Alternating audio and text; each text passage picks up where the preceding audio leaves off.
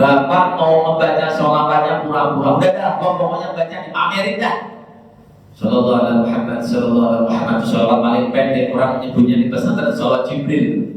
Dan sambil jalan, sallallahu alaihi Muhammad, sallallahu alaihi Muhammad, sallallahu alaihi Muhammad, pamer sama orang sembunyi-sembunyi, semuanya diterima oleh Allah.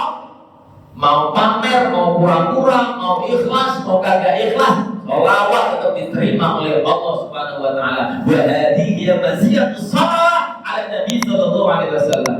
Dan inilah keistimewaan salat kepada baginda Rasulullah Muhammad sallallahu alaihi wasallam.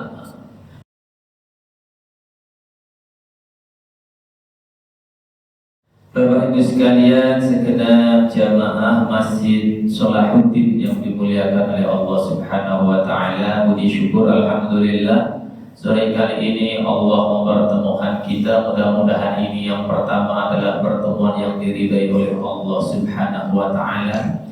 Yang kedua, pertemuan yang menjadi pemberat amal salih ketika kita telah dihisab oleh Allah Subhanahu wa taala. Dan yang ketiga, menjadi pertemuan di antara kita sejak di dunia ini, termasuk kategori orang-orang yang bertemu karena Allah, berjuang karena Allah, bermajlis karena Allah, dalam koridor orang-orang yang bertakwa, sehingga ketika kelak di akhirat kita bisa saling menolong, saling mensyafaati antara yang satu dengan yang lainnya. Amin, amin, amin ya rabbal alamin. Bapak Ibu sekalian yang dimuliakan oleh Allah, sore kali ini atas permintaan panitia, insya Allah kita akan mengkaji tentang persoalan tazkiyatun nafs, yaitu persoalan bagaimana kita membersihkan jiwa kita, membersihkan diri kita. Tapi spesifik lagi sebetulnya adalah membersihkan ruh kita, tarbiyatuna ar-ruhiyah. Jadi mentarbiyah, mendidik, mensucikan, membersihkan ruh kita. Memang teman-teman sekalian yang dimuliakan oleh Allah, selama ini banyak di antara kita yang sibuk ngasih asupan yang bergizi kepada tubuh kita, tetapi kita lupa memberikan asupan yang bergizi kepada ruh kita. Padahal ruh kita ini tidak akan mati, sementara tubuh kita nanti akan tertinggal ketika kita dipanggil oleh Allah Subhanahu wa taala dan berpindah alam.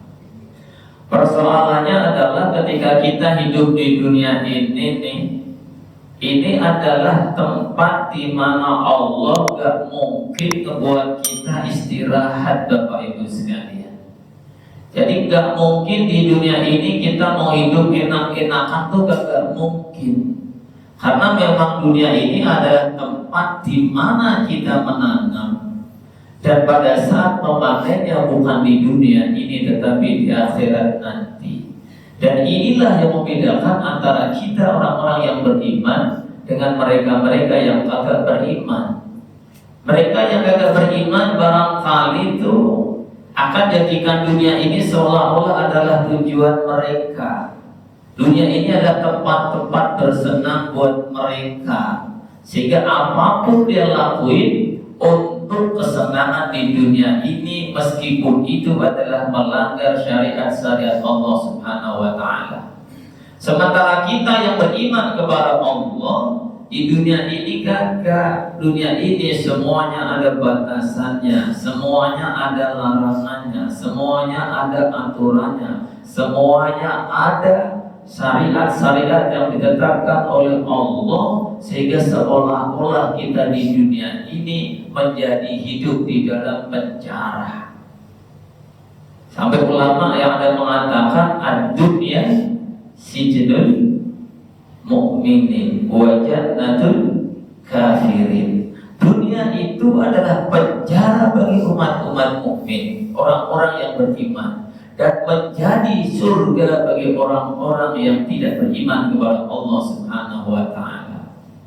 Nah, karena dunia ini adalah penjara bagi orang-orang yang beriman, karena dunia ini adalah tempat ujian bagi orang-orang yang beriman, karena dunia ini adalah tempat kita bertanam, bukan tempat kita memanen, Maka kalau kita ingin istirahat di dunia ini nyaris kagak mungkin. Satu persoalan selesai, muncul persoalan berikutnya. Persoalan berikutnya muncul, selesai, muncul lagi untuk diselesaikan sesuai dengan tingkatan-tingkatan yang diberikan oleh Allah Subhanahu wa Ta'ala. Ini yang harus dipahami dulu pertama kali ketika kita mau membicarain tentang tazkiyatun nafs. Karena maaf nih Bapak Ibu sekalian, teman-teman sekalian, banyak yang berpikir di dunia seolah-olah kita itu harus enak gitu. Harus duitnya banyak gitu. Kemudian kalau duitnya banyak baru untuk ibadah di yang lain. Seolah-olah ketika di dunia ini kita harus sukses dalam arti ukuran dunia. Ketika kita gak sukses di ukuran dunia, maka seolah-olah kita ini adalah orang yang paling tidak beruntung. Kagak begitu Islam ngajarin amal kita. Kalau kita udah memahami konsep tadi itu, maka kita sudah nyantai aja ntar tuh. Mau ngadapi persoalan beratnya kayak apapun, mohon maaf, hidup sekarang kan makin berat. Bukan hanya di aspek ekonomi, tetapi yang paling berat lagi itu adalah di aspek moral. Kita membayangin tuh, anak-anak kecil sekarang kayak apa? Anak kecil sudah ada yang berkomplot, mohon maaf, yang berkomplot kemudian nyuri motor. Ada 3 orang, usianya masih kelas 4, 5, sama 6 SD. Kemarin ada kejadian juga anak kecil kelas 6 SD, mohon maaf nih, menghamili kelas 2 SMP. Ada lagi, semuanya sekarang ini seolah-olah menjadi rusak semua.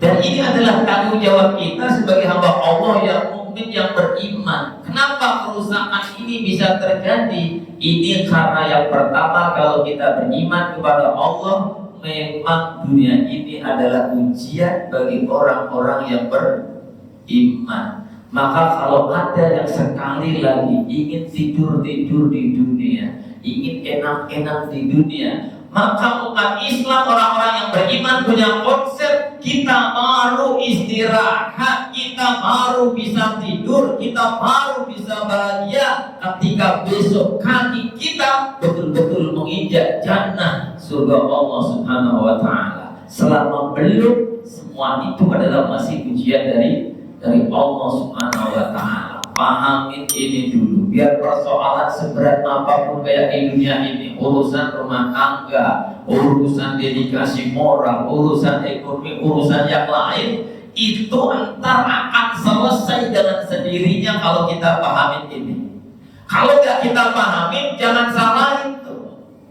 Hanya gara-gara nggak bisa ngasih makan anak dibunuh. Ya kan di Depok kemarin tuh, anak 3-3-nya dimatiin semua. Setelah itu dia baru bunuh diri orang tuanya karena persoalan ekonomi. Kalau dia hamba Allah yang beriman, maka akan lain ceritanya, tidak akan seperti itu. Karena dunia ini bukan tempat yang enak-enak. Paham sampai di sini Bapak Ibu sekalian? Oke. Kalau udah paham sampai di sini, maka bagaimana kemudian kita mentarbiyah roh kita, masih asupan amal roh kita, sehingga persoalan-persoalan yang ada di dunia ini jadi ringan kita. Karena ringan beratnya dunia ini tergantung dengan roh kita. Kalau roh kita kagak pernah dikasih asupan makanan, maka semuanya menjadi berat. Apa asupan bagi ruh? Yang pertama, konsep umat Islam harus memahami konsep niat dahulu. Ini yang harus dipahami kemana-mana nih. Kalau kita belum ngomong apapun, baik mau ngomong masalah fikih, sebelum ngomong masalah fikih, kita ngomong masalah tasawuf, kita mau ngomong masalah ilmu-ilmu yang lain, maka yang pertama kali umat Islam harus memahami ilmu niat. Ini sering saya sampaikan kemana-mana kalau pertama kali membuka pengajian. Karena banyak di antara kita acap kali kagak paham tuh apa ilmu niat. Padahal ulama ngatain bahwa niat ini adalah sepertiga dari agama. Kalau kau menguasai ilmu niat, maka sepertiga agama sudah selesai. Itulah kenapa para ulama ketika membuka kitab-kitabnya, ketika menulis kitab-kitabnya, yang pertama kali ditulis adalah bab tentang niat. Innamal a'malu binniyat wa innamal likulli imri'in ma nawa ila akhirih. Jadi yang pertama kali kita harus paham niat dahulu. Apa niat kita di dunia ini? Apa niat kita bekerja? Apa niat kita belajar? Apa niat kita bersedekah? Apa niat kita bersuami istri? Apa niat kita yang lain? Semuanya yang kita kerjain setiap detik, semuanya adalah tergantung kepada niat kita. Siapa yang menguasai ilmu niat ini, maka dia sudah menguasai sepertiga agama. Jadi yang pertama kali mohon maaf, niatnya dahulu dipahami. Kalau belum paham, seolah-olah agama ini jadi berat, seolah-olah apa yang kita lakuin jadi masalah. Contoh, orang yang kagak paham ilmu niat, maka akan melihat bahwa ibadah di hadapan Allah seolah-olah itu hanya sholat, bener kagak Pak? Seolah-olah hanya puasa, seolah-olah hanya zakat, seolah-olah hanya baca Al-Quran, seolah-olah hanya qiyamul lail, sholat tahajud, seolah-olah kalau orang sholatnya itu kagak bagus banget, dia seolah-olah adalah orang yang sangat hina. Seolah-olah kalau dia kagak tidak pernah baca Quran, seolah-olah dia tidak beragama. Ini karena kagak memahami ilmu niat. Coba kita amati itu ilmu niat. Saya kasih contoh. Ketika Bapak Ibu sekalian kesini nih, ada satu yang kemudian kagak pakai niat masuk ke sini nih. Dia kesini pokoknya rutinitas tuh. Jadi rutinitas karena setiap habis asar misalnya atau sepekan sekali habis asar ada kajian, udah rutin doang tuh. Maka ketika dia kesini gak dapat apa-apa kecuali dapat rutinitasnya. Tapi ketika dia tahu ilmu niat, yang pertama, ya Allah, buat niat untuk sholat asar, niat sholat asar udah dapat pahala. Begitu masuk ke masjid, ya Allah, buat niat iktikaf masjid sini, ya Allah, sama-sama duduk. Yang satu niat iktikaf karena Allah, yang satu kagak niat iktikaf karena Allah. Yang kagak niat cuma dapat duduk doang, dapat pahala. Yang niat iktikaf duduknya saja, tidurnya saja dapat pahala. Begitu masuk bukan hanya iktikaf saja, ya Allah, buat niat di sini belajar ilmu agama, maka dia akan kena hadis man salaka tariqan yaltamisu fi ilma sahaballahu lahu bi tariqan ila jannah. Bahkan akan terkena hadis barang siapa tuh belajar ilmu agama Allah selama masih di majelis itu dia belum keluar, maka makhluk Allah seluruhnya yang ada di alam ini, di dunia ini, memintakan ampun kepada Allah Subhanahu wa taala sampai ikan-ikan yang ada di laut yang kagak bisa kita hitung. Yang satu niat karena di sini belajar ilmu agama, ada niat iktikaf, ada niat yang lain. Sementara yang satu lagi cuma rutinitas, yang rutinitas cuma dapat rutinitas, yang niat dapat pahala semuanya. Contoh lagi nih, ketika yang satu bekerja pagi-pagi berangkat dari rumah, yang satu gak pakai niat. Yang penting rutinitas kerja, tapi yang satu niat, ya Allah, gua udah menikah, ya Allah, nikah itu berat, ya Allah. Ibadah yang paling berat adalah menikah, ya Allah. Yang paling lama juga menikah, ya Allah. Setiap detik, setiap waktu 24 jam bagi orang yang sudah menikah, maka itu adalah bernilai ibadah kalau dia tahu niatnya. Jadi begitu kita ijab kabul, setelah itu punya istri tuh, atau yang istri punya suami tuh, udah menerima ijab dan dia menerima kabul ya, maka pada saat itu 24 jam non-stop, semua di dalamnya adalah ibadah. Seperti pada saat kita sholat Allahu Akbar takbiratul ihram, sebelum berkebay assalamualaikum seperti sholat, dalamnya itu adalah ibadah. Ketika kita berangkat bekerja, ya Allah, niat kuat ya Allah untuk ngasih nafkah anak istri, untuk ibadah yang lain macam-macam. Pertanyaan saya, ketika kita berangkat bekerja, berarti ibadah gagal? Ibadah pahala. Ketika di situ kita misalnya sama Allah diuji, ternyata Allah panggil, maka dalam kondisi syahid fil akhirah, ya kondisi syahid di akhirat. Tapi kalau dia cuma datang bekerja kagak ada niat itu semuanya, apa yang terjadi? Nggak dapat apa-apa. Maka ilmu niat ini jadi penting. Kalau udah banyak semacam ini, pertanyaannya jadi begini nih Bapak Ibu sekalian. Ada orang suami itu kalau ngasih nafkah sama istri wajib gagal? Wajib. Kalau wajib apapun dia bekerja, maaf nih. Terutama biasanya pada saat Ramadan yang orang pada kagak ngerti. Seolah-olah kalau orang sholat tarawih berjamaah di masjid itu seolah-olah yang paling utama, karena gak ngerti ilmu niat ini nih. Bagi kita yang sudah bekerja jelas tiap hari, tiap bulan dapat gajian tuh enak kita. Habis sholat isya kemudian langsung sholat tarawih. Tapi yang kerjaannya nggak tetap tuh. Yang kerjaannya misalnya maaf tuh antar apa itu namanya Shopee gitu ya. Atau kemudian yang makanan apa itu namanya? Makanan yang diantar ini nih.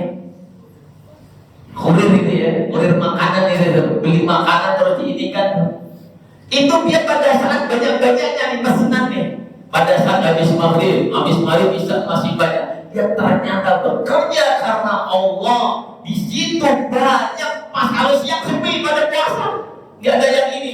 Itu kemudian dia kagak sholat tarawih berjamaah di masjid, kemudian dia nyari pekerjaan Aisyah, maka itu lebih utama dari yang sholat tarawih di dalam masjid karena tahu niatnya. Tapi setelah selesai bekerja istirahat di rumah, dia kemudian sholat tarawih di rumah karena sholat tarawih tidak wajib. Ini salah satu contoh pentingnya niat.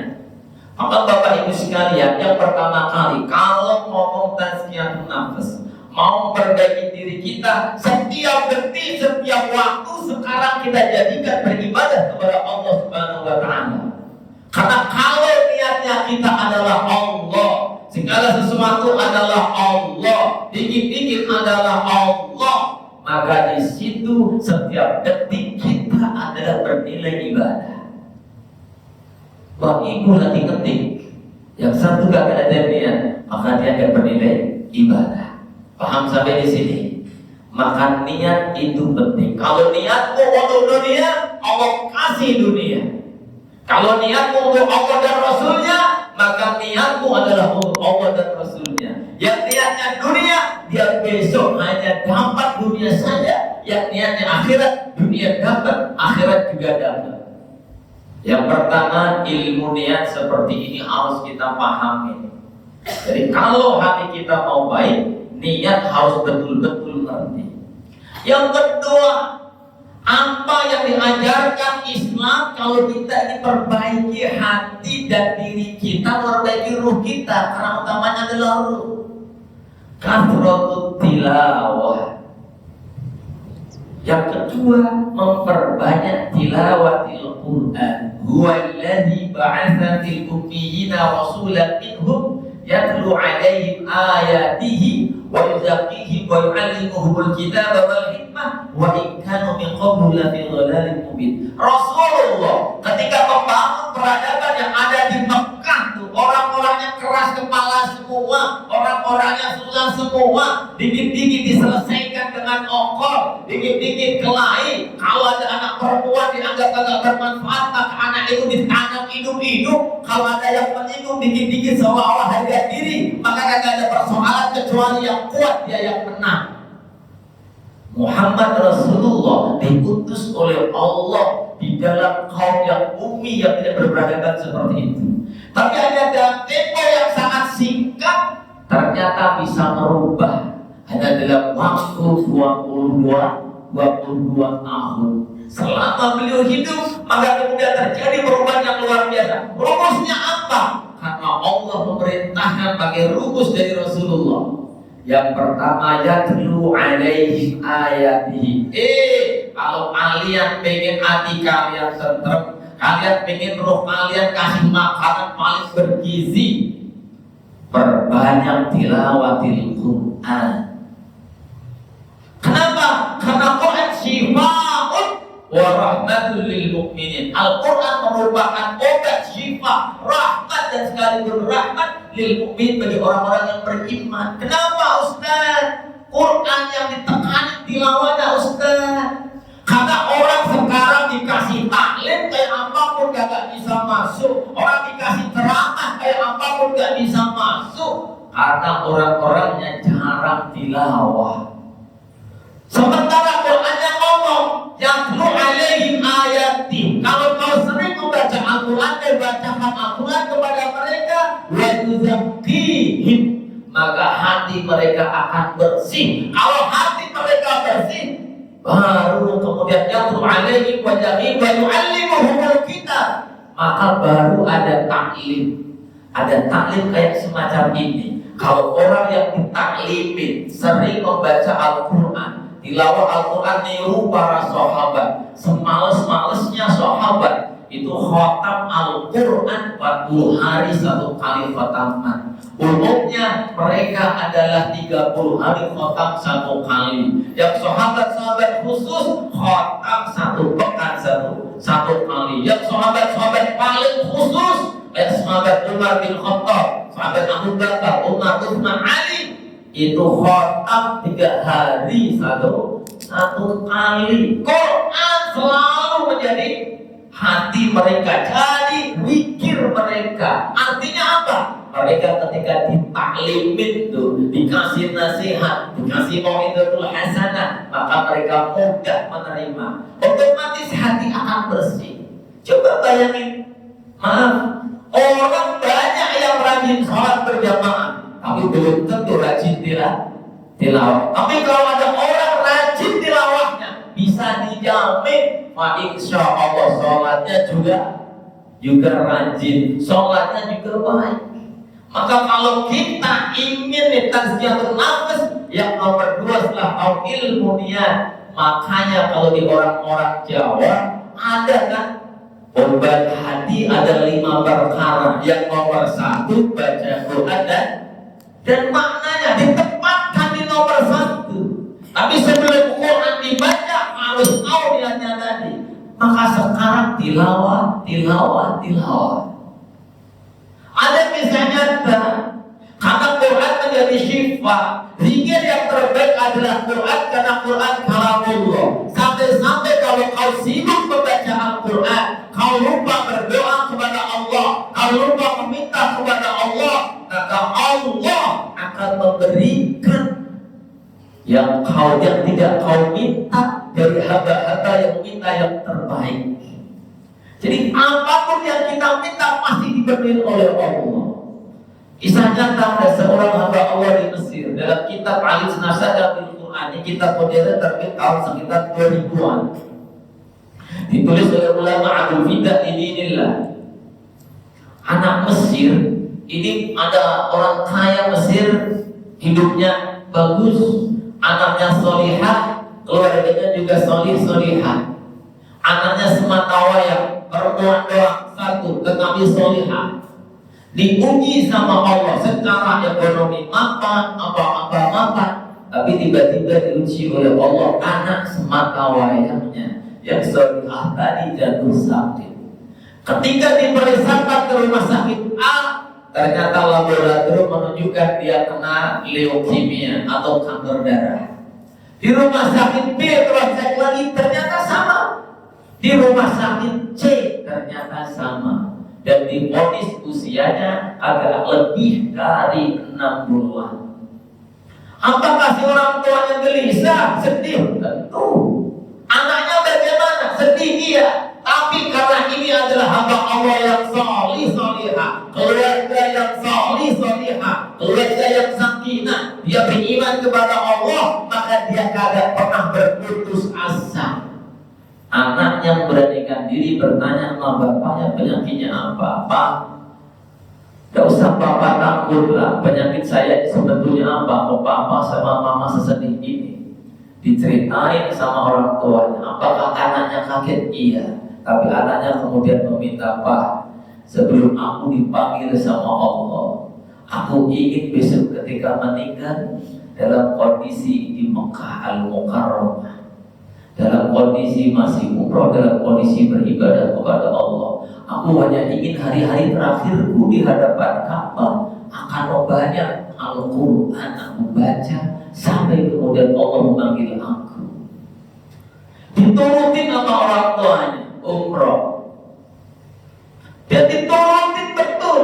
Setelah umroh sekali selesai, kerjaannya cuma sholat sama baca Quran tiap hari. Anak itu di depan Ka'bah gak minta apa-apa. Dia hanya ingin ketika menghadap Allah meninggal dalam kondisi membaca Al-Quran.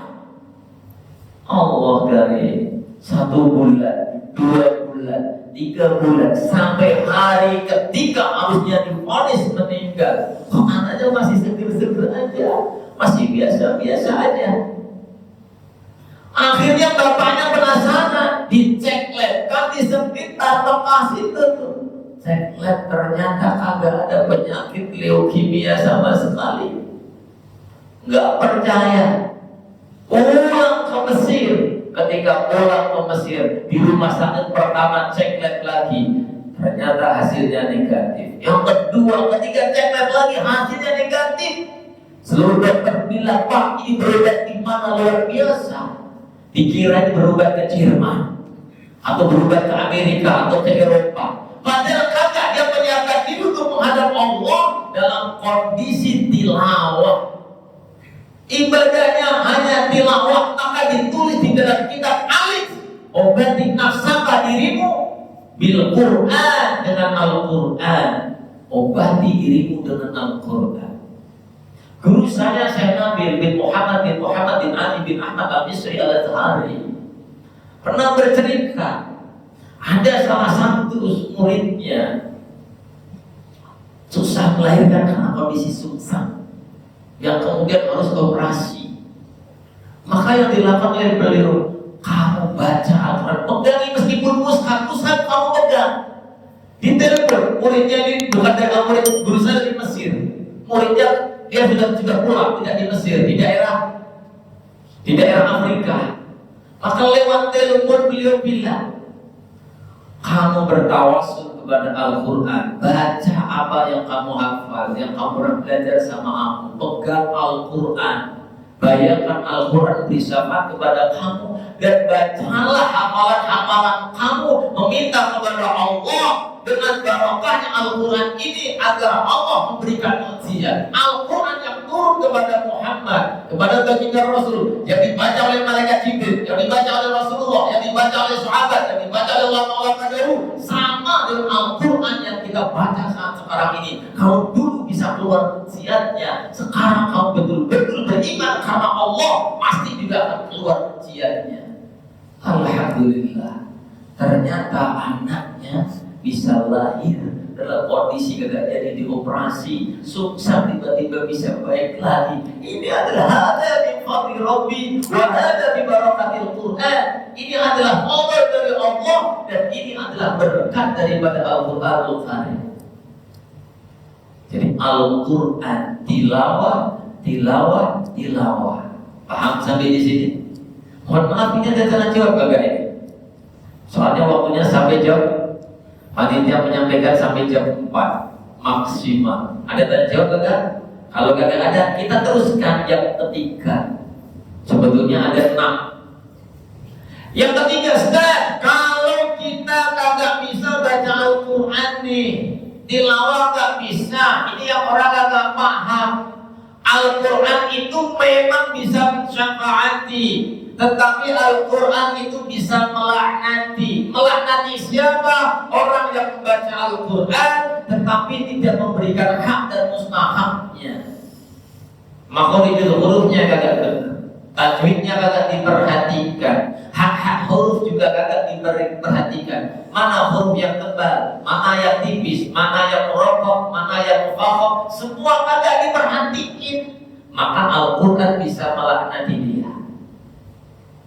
Kecuali dia membaca Al-Quran kagak bisa takokoan dalam kondisi terbata-bata, tetapi masih punya guru ngaji, maka ketika dia membaca Al-Quran, kesusahannya baca Al-Quran itu adalah pahala, terbata-batanya adalah pahala, baca Al-Qurannya sendiri adalah pahala. Tapi kalau kagak punya guru ngaji, asal mau seneng membaca Al-Quran, tetapi Al-Quran dibaca dengan belepotan, bukannya Al-Quran memberikan syafaat, tetapi Al-Quran bisa memberikan laknat. Maka gantinya apa Ustaz? Gantinya adalah qira'atus shalah ala Nabi Muhammad sallallahu alaihi wasallam, memperbanyak bersolawat kepada baginda Rasulullah Muhammad sallallahu alaihi wasallam. Innallaha wa malaikatahu yusalluna 'alan nabi ya ayyuhalladzina amanu sallu 'alaihi wa sallimu taslima. Ibadah yang paling mudah, ibadah yang paling murah meriah, ibadah yang kalau kau murah-murah juga diterima oleh Allah, kalau kau ikhlas diterima oleh Allah, kalau kau dalam kondisi sadar diterima oleh Allah, gak sadar juga diterima oleh Allah. Itu adalah bersolawat kepada baginda Rasulullah Muhammad sallallahu alaihi wasallam. Terserah mau pakai solawat yang apa lafaznya. Dan orang yang paling banyak bersolawat kepada baginda Rasul adalah orang yang paling dekat kedudukannya dengan baginda Rasul. Sementara Rasulullah kagak mungkin tidak di jannah Allah. Kalau kita solawat yang banyak, otomatis kita paling dekat posisi kita dengan baginda Rasulullah. Maka yang kagak bisa membaca Al-Quran, gantinya memperbanyak membaca sholawat kepada baginda Nabi. Bapak mau membaca sholawatnya pura-pura, udah dah, pokoknya baca dipamerin dah. Sallallahu alaihi Muhammad, sallallahu alaihi Muhammad, sholawat paling pendek orang nyebutnya di pesantren sholawat Jibril. Dan sambil jalan, sallallahu alaihi Muhammad, sallallahu alaihi Muhammad, sallallahu alaihi Muhammad, mamer sama orang sembunyi-sembunyi, semuanya diterima oleh Allah. Mau pamer, mau pura-pura, mau ikhlas, mau kagak ikhlas, sholawat tetap diterima oleh Allah Subhanahu wa taala. Wa hadhihi maziyatus shalah 'ala Nabi sallallahu alaihi wasallam. Dan inilah keistimewaan salat kepada baginda Rasulullah Muhammad sallallahu alaihi wasallam. Banyak orang yang kemudian dibuka pintu hidayahnya, dibuka pintu rizkinya, dibuka kesulitan-kesulitannya, dan kemudian dikasih kemudahan-kemudahan oleh Allah karena dia perbanyak sholawat kepada baginda Rasulullah Muhammad sallallahu alaihi wasallam. Ada kisah nyata di Mesir lagi. Ini artis porno. Mesir juga banyak pornografinya. Kalau maksiatnya lebih dahsyat daripada yang di kita tuh. Ibarat orang kalau sama itu kalau buruknya kayak Fir'aun.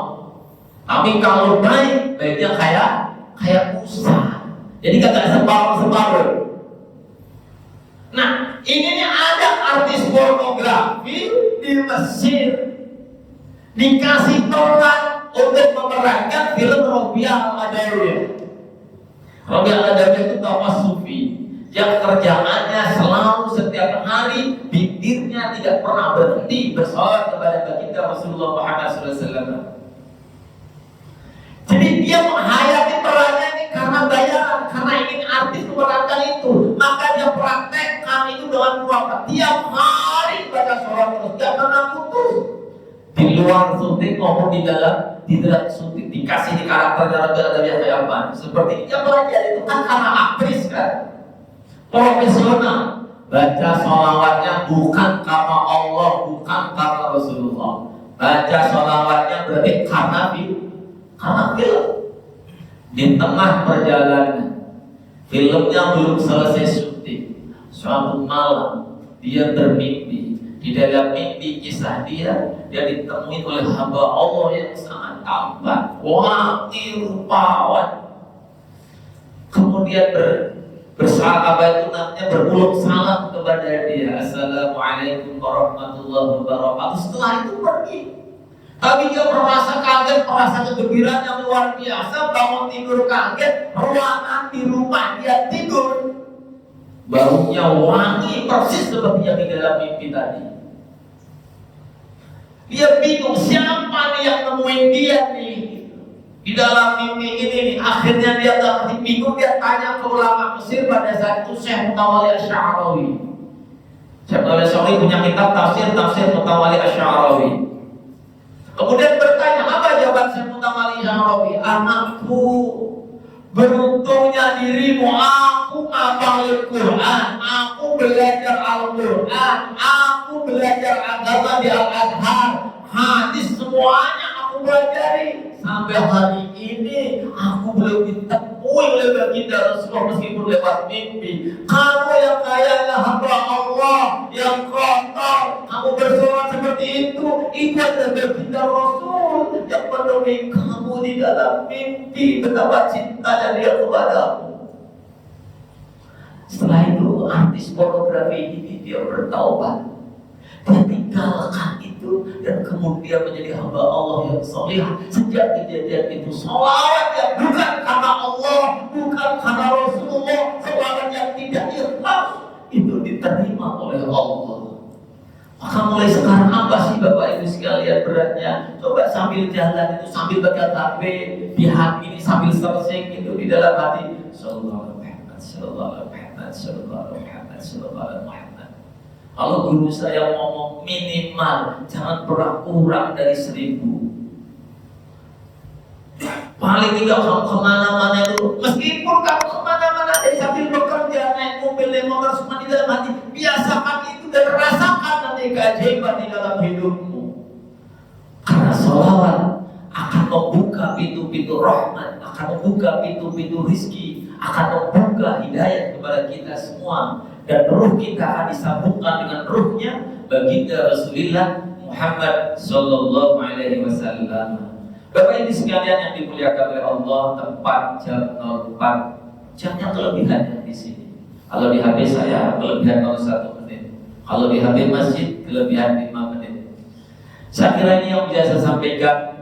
Jika ada kebenaran datangnya dari Allah Subhanahu Wa Taala, mudah-mudahan yang singkat ini untuk mulai sekarang kita menantang hati kita, bersihkan hati kita, niatnya segala sesuatu adalah Allah, Allah, Allah.